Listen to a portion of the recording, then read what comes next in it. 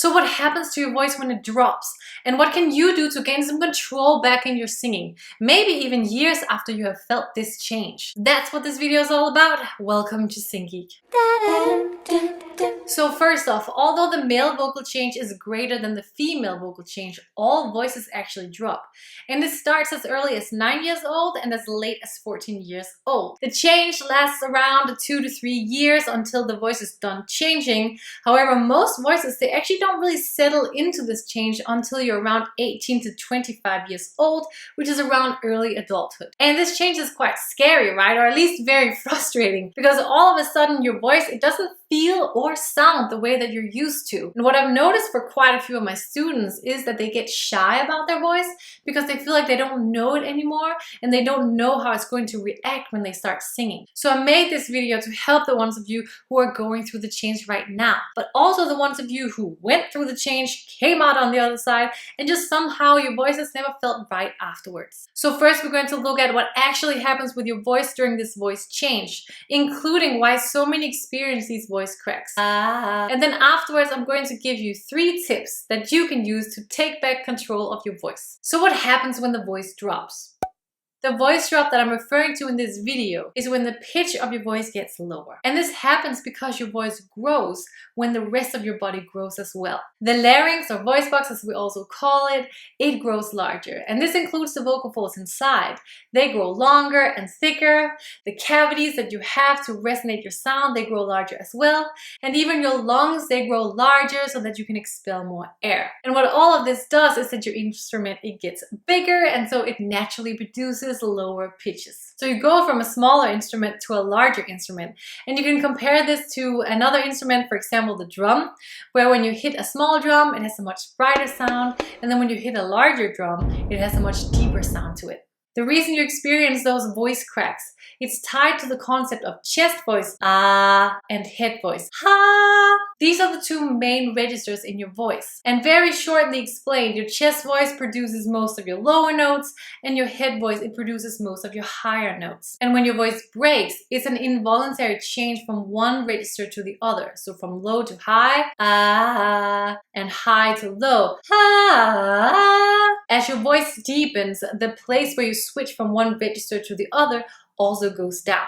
But it's not like your body comes out and tells you, hey, I grew some more now, the break is lower, you should watch out. It's usually something that you discover when you try to sing or speak, and it's usually right in front of everyone, which is not that fun. So many people experience these unintentional voice cracks as the instrument changes. And a lot of people also experience strain because you're trying to sing the same pitches as high as you usually did, but now your instrument is lower, so you might be pushing your voice to get there. And you might also feel some instability. That's really normal as your muscles are getting used to working with your newer, bigger instrument. As I said earlier, the voice change is greater for men than women, and actually before the voice drops, the pitch is roughly the same for both sexes. But then when the voice drops, the male voice, it drops a full octave like this.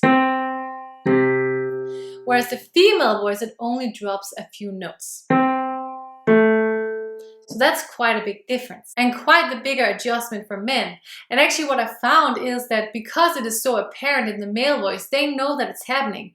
But I've had quite a few female students who didn't realize that their voice was changing. And they thought that the reason that they were having trouble with their voice was that they were doing something wrong with the technique. So if you're a female singer in your mid-teens or early adulthood and you feel like something is going wrong with your voice, it might just be that you actually need to start adjusting your instrument to having a little bit of a lower voice, and that there's not something wrong with your technique. Great, so now you understand what is happening, then what can you do about it to gain some control back in your singing? Here are 3 tips. Tip 1, embrace your new voice.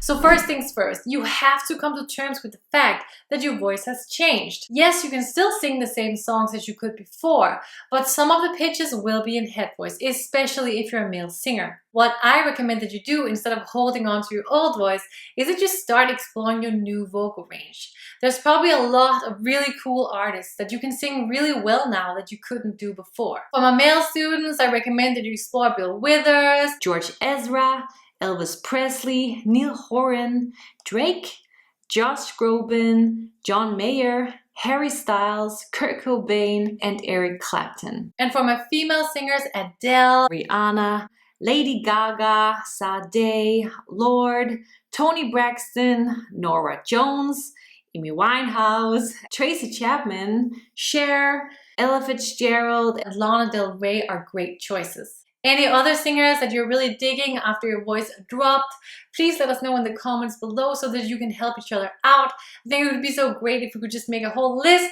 of cool songs to sing after your voice dropped. In terms of embracing your voice, I actually do remember, although it has been a while, how it felt when my voice was changing. And I remember that I felt like I had more nuances to my voice all of a sudden because I had this different kind of span and I could go a little bit lower. And I also experienced that I had to get to terms with the fact that I just sounded older. And then when I started imitating some of these artists that I hadn't imitated before, I all of a sudden had to think of myself as that older person, which I remember felt a little weird. So I definitely understand that this change is something that you have to get used to. Tip 2, find your new vocal range. I made a video several years ago called Find Your Vocal Range, and it is still going strong here on YouTube.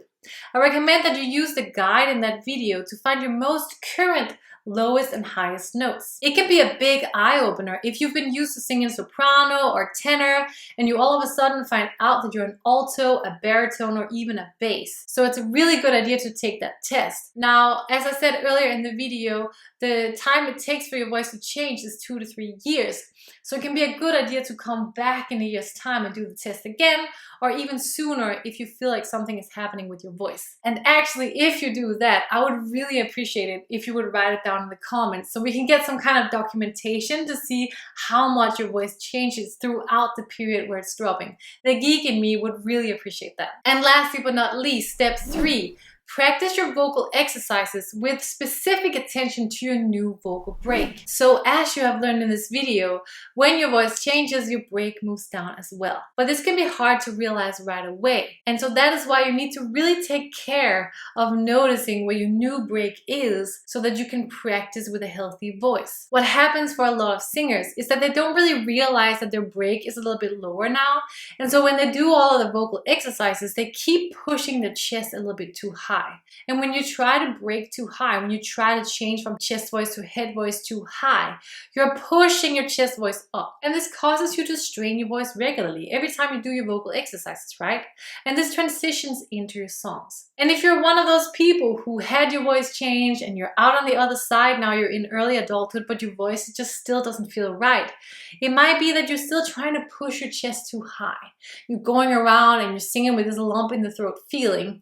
It might be that you need to adjust your voice. So go back to your vocal tracks, go back to all your old tracks and try to break a little bit earlier. Try to relax your voice because this will really help you make the transition to your new voice smooth. If the terms chest voice and head voice have been new to you, then I suggest you check out these very geeky videos right over here where I go through what your registers are and how to mix them. I'll see you over there where we're going to continue to geek out on your voice to create the sound that you want.